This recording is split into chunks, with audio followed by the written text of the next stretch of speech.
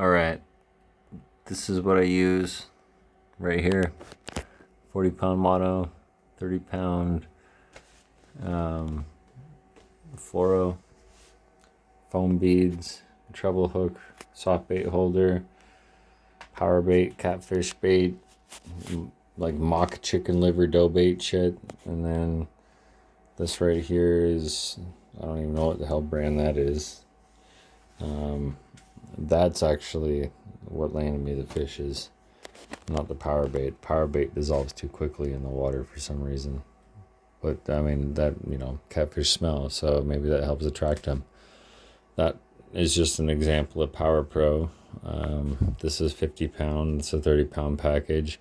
I have on here 50 pound, 40 pound monoliter, 30 pound fluoro secondary with 4 foam chartreuse colored beads on there, and a bobber stop to keep them from ending up at my swivel, right? And on that I have a soft bait holder treble hook, and then about 2.5 feet below that I have another secondary. This one, you see that there's a bobber stop and no beads, and that's because this is the one I was catching fish on.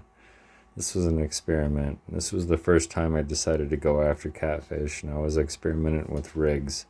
But our area around here is rocky enough that I didn't trust having the weight just straight hard lined to the main leader, right? So what I ended up doing here was putting a clip on there and then threading a weight through, or the rubber band through a weight like that, and then you take this loop and you loop it around the rubber band, right? And then you pull it tight, and that's what you end up with. And that's that right there. And you clip that there, and this rubber band is going to give way long before your line ever will. And so if it's your weight that snags, who cares? It's gone, whatever.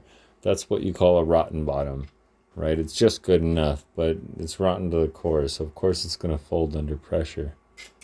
And so this one right here, this realistically is the first secondary that I have coming up from the weight.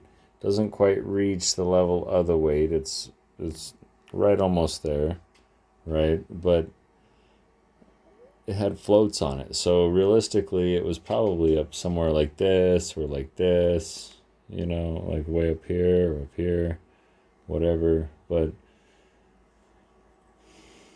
yeah, the little foam beads are gone. So because all the little foam beads are gone after that one bite, I'm going to follow some of your advice here. I got something similar. This is what's locally available, right? And you can feel it by popping this top right here. So you can adjust the buoyancy. And then once you have the buoyancy adjusted, what you do is you pull, after it's threaded on, you pull this bottom out and you twist it until it gets bound up on the line, and that's how it holds its position.